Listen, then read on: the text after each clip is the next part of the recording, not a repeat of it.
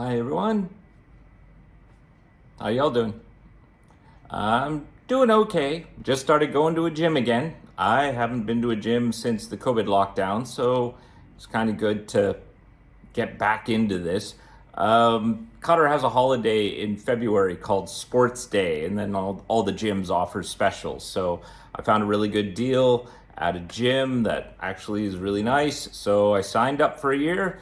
Been going probably around 3 times a week. So, here's hoping I can keep this up. So, I just wanted to briefly touch on an upcoming holiday. The holy month of Ramadan is going to be starting shortly. I think it's going to start the 22nd or 23rd of March. And so then in Qatar, like everything changes in preparation for the holiday. Now, during Ramadan, Muslims have to fast from the first light of day, not dawn, earlier than that, all the way to sunset. And by fasting, that means no food and no water.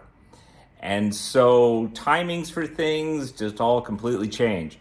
Now, I actually fast during Ramadan. Um, not Muslim, but I've been here a long time, and around about, I think, the fourth year I was here, fifth year I was here, I decided I would give it a try. What was happening was during Ramadan, I was just sort of sticking to my usual schedule and, waking up, having breakfast, going to the office, coming back, and then like going to bed around, 9:30 or 10 o'clock, only to find that at around 9:30 or 10 o'clock, things are just starting to happen and everyone's starting to go out and the shops are all open. And I mean, they're open till like midnight, 1 a.m. in some cases. And so I was really getting out of sync with the country. Like, in the afternoons, everything's pretty quiet, people trying to sleep or, whatever. And then it's in the late evening that everything starts happening. And so I decided, well, why don't I give it a try? I'll just give fasting a try and, see how it works, see how it goes. And while the first few days were tough, actually, it wasn't as bad as I thought it was going to be. And then I found I was very easily able to kind of get on the same schedule as the rest of the country. And so from there, I've done this every year. Oh, and I typically lose weight as well, or at least now I do. In the beginning, it was a little bit harder. But yeah, so I do this every year. I fast during Ramadan, including not drinking water. And it just, kind of keeps me on track with the rest of the country. And it's kind of a neat thing to do. And I mean, why not? Now I'm a little more disciplined about it, so I lose weight. In the past, you would have buffets. First is iftar, which is breaking the fast. Now, you're supposed to have a small meal for iftar, but these hotels were offering these huge iftar buffets and all this stuff. And so the first couple of times during Ramadan, I was going out to these buffets all the time, either iftar buffets or the later buffet, which is called a suhoor. And yeah, you wind up gaining weight. And actually, this tends to happen to a lot of Qataris because you've been eating all day, you've been fasting all day, and then your first meal to break your fast is a buffet. Yeah, you go crazy. You just start pigging out and all that. And there have been articles in the newspaper warning people not to overeat, because the hospitals start to see people coming in distress, and it's really just from overeating. So, because, you can't go from fasting all day to just, heaping plates of food. It's going to cause you problems. So nowadays, I'm a lot more careful about this. And then I find actually I do lose a bit of weight during Ramadan by being careful. But the first step that I do in preparation for Ramadan is I have to decaffeinate. Because I'm a big fan of coffee, as you all know, and I tend to drink 3 to 4 coffees a day, and you can't really go from 3 to 4 coffees a day to none. You get headaches and all sorts of crazy things happen. So I've now started to slowly wean myself off the caffeine. I'm down to about 2 coffees a day now. And, I'll probably get myself down to like 1 week coffee before Ramadan comes. And then just switching to fasting and not drinking any coffee won't cause me any problems. It definitely causes other people problems. A lot of people don't decaffeinate in preparation for Ramadan, and then those first couple of days, there are a lot of grumpy people in the office or at a majlis or whatever because they really want coffee and they're getting the caffeine withdrawal and all that sort of thing. The other thing I plan on doing is rereading my books that I have on Islam and stuff like that, because it's kind of the season for studying stuff about Islam and Islamic culture. Not so much the Quran. The Quran doesn't actually have a lot of the rules, as you'd say. Like, there are a lot of things Muslims do, but the Quran doesn't really say so. The ban on alcohol is definitely in there. Not touching unclean animals is definitely in there. But a lot of the other things are actually found in what are called hadiths. And these are historical recollections by people of the things that the Prophet Muhammad said or did during his lifetime. They do not have quite the level that the Quran does. Whatever the Quran says goes, that is the word of God. But the hadiths, because they show the actions of the Prophet Muhammad or things that he said, mean that, okay, people tend to follow those ones as well. And I do have some hadith collections. You can actually see these books here. This is one set of hadiths. This is the Abu Dawud hadiths. These hadith collections are named after the historical person who compiled them together.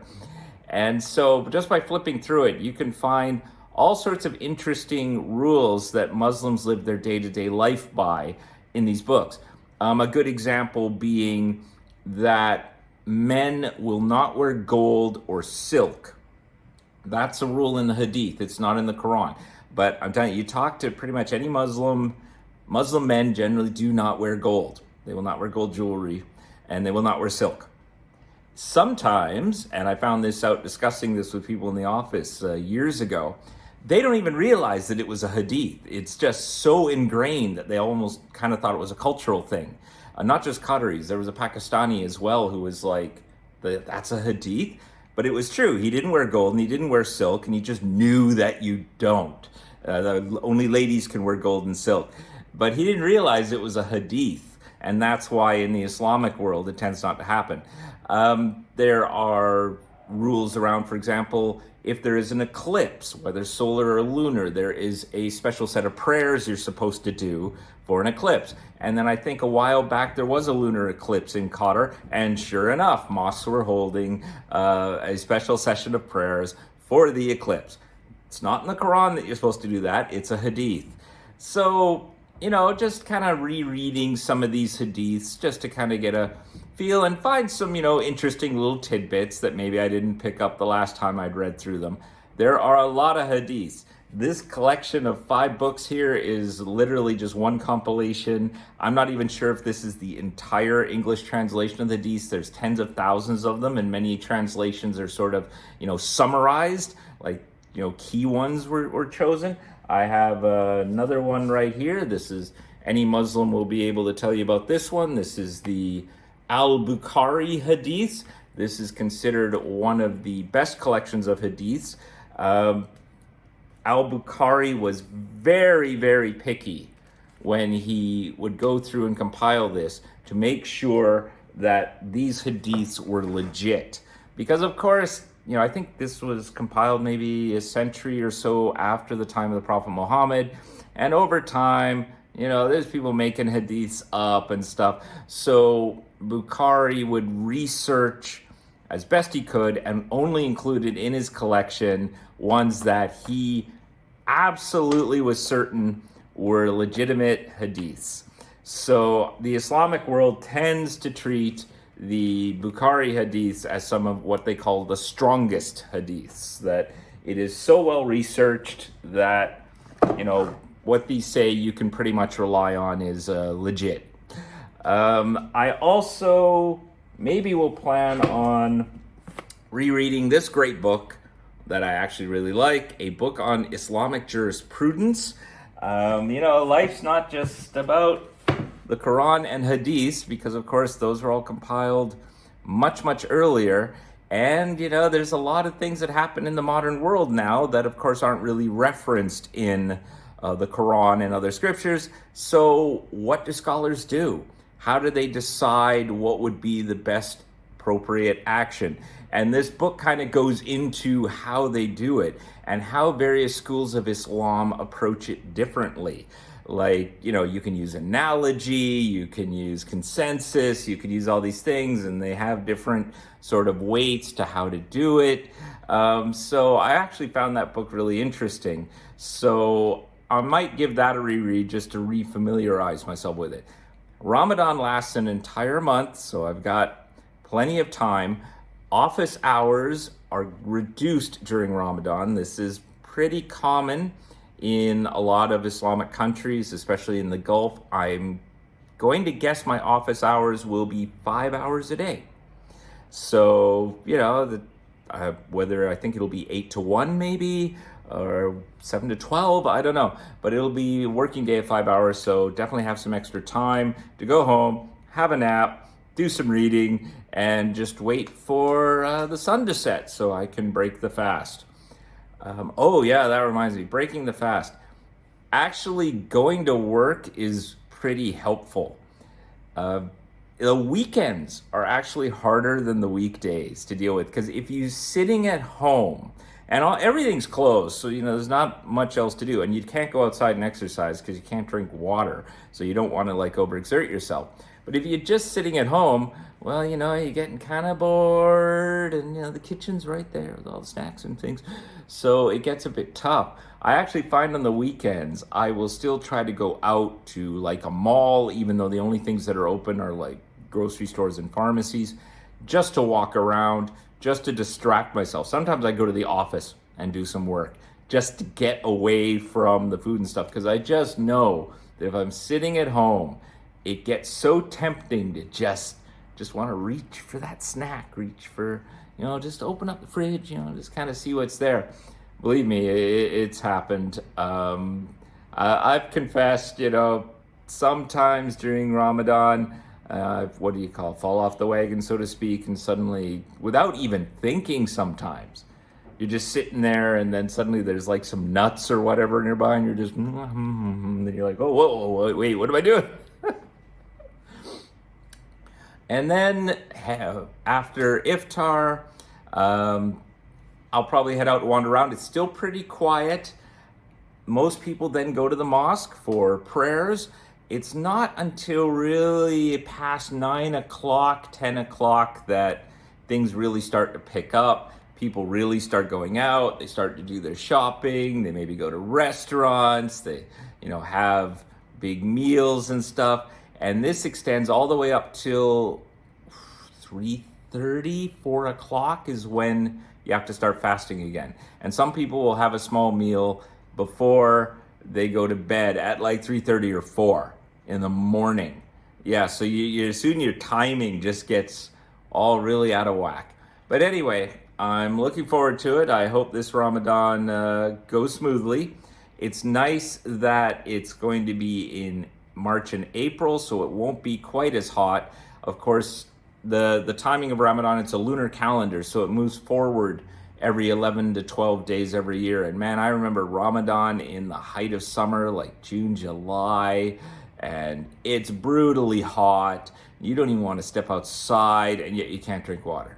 Oh, and of course, it's the longest days possible, so it's just, it's tough. So it gets easier as it goes along.